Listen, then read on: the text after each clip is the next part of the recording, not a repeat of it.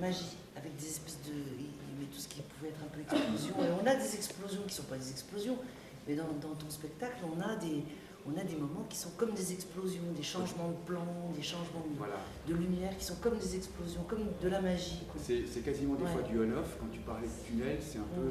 C'est l'histoire de... Moi, j'ai conservé l'histoire originale, j'ai rien détourné, j'ai gardé les grandes scènes principales. On ne va pas non plus... non, mais c'est en plus... refaire des trucs infaisables, surtout en spectacle vivant, on ne peut pas faire voler des gens, faire traverser des tas de trucs. Mais tu les fais voler quand même. Mais je les fais voler. En fait, c'est l'œil qui interprète tout ça. Et je voulais donner aussi un regard de... Voilà, aujourd'hui, on est dans une époque où ça numérise dans tous les coins.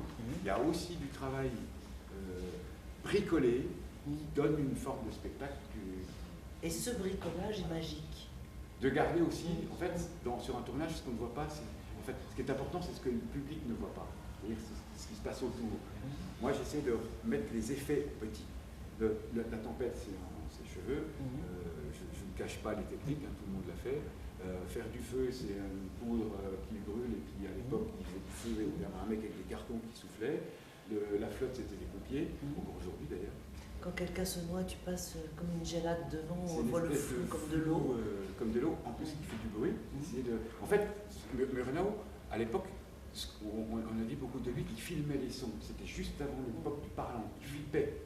Il avait peur du parlant. Parce que lui, s'amusait à filmer les sons. Il est mort juste avant le parlant. Accident de voiture, c'est pas de sa faute. Je ne sais plus. Mais lui filmait ça. Et il ne savait pas comment aller. Il allait interpréter Moi, j'essaie aussi de garder, il y a plein de petits sons, plein de bruitages. Oui, plein. C'est la richesse du truc. Si on enlève ça, puis ça, puis ça n'a plus la même force. C'est sûr.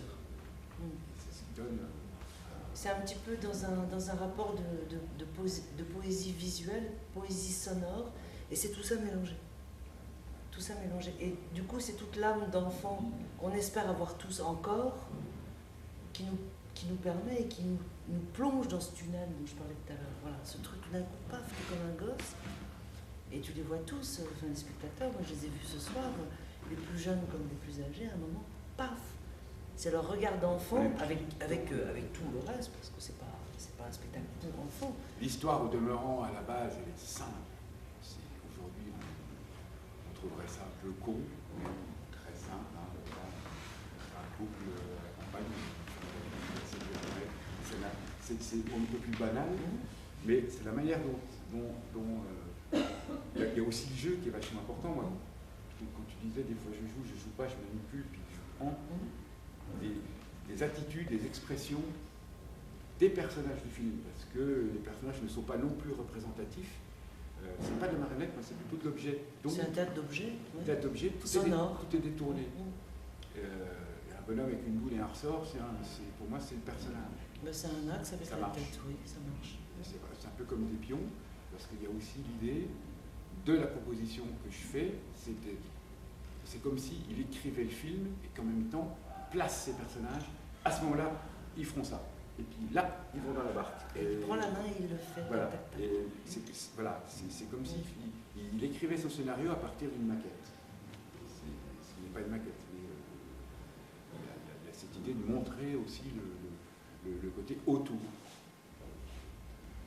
comment on réalise, on réfléchit à un film. Et moi, indépendamment du fait que tu dis que le synopsis, le pitch, on va dire, du film est très simple, j'y vois quand même au regard de ce soir, d'aujourd'hui, on est en 2011, moi j'entends une forme de vanité contemporaine. Oui. Tu vois, alors qu'on est dans un film qui date de 1927, et j'entends ce scénario, ce pitch de film, voilà, comme ça, ce décortiquage de trucs, comme vraiment une... Et c'est quelque chose qui m'intéresse énormément, tout ce qui peut avoir un rapport à la vanité. Voilà. Il y a une forme de vanité. Il y a une forme de vanité là-dedans. Une truculence de... Quand on regarde le film, il n'y a pas une minute sans qu'il y ait quelque chose à prendre. C'est même pas à prendre, c'est qu'on nous donne. Et puis on est sollicité de différentes manières. Voilà. Donc de toute façon, on est dans ce tunnel. C'est un peu dans ce tunnel, comme voilà. tu disais, le tunnel où il y a un moment, tout s'accélère, tout va vite, de plus en plus vite, on rajoute des choses, ça monte, ça se transforme, ça devient ça, puis une fête, et puis une tempête, et puis c'est fini. Voilà. on laisse en suspens, je laisse un petit peu en suspens la fin, même si Il faut toujours. c'est un peu facile et clair à comprendre qu'elle s'en sort quand même. Mais je m'arrête là parce que Oui, puis c'est c'est pas la bien. peine de faire des. C'est un peu des fins américaines. Le film était tourné aux États-Unis d'ailleurs. C'est un peu une fin où on s'arrête quand tout va bien. On ne sait pas ce que ça devient derrière. C'est comme ça. Moi j'ai préféré arrêter au moment où je sentais que là c'est bon, voilà. C'est comme une peinture. On décide que maintenant j'arrête. C'en est une en fait. C'est ça. Ouais.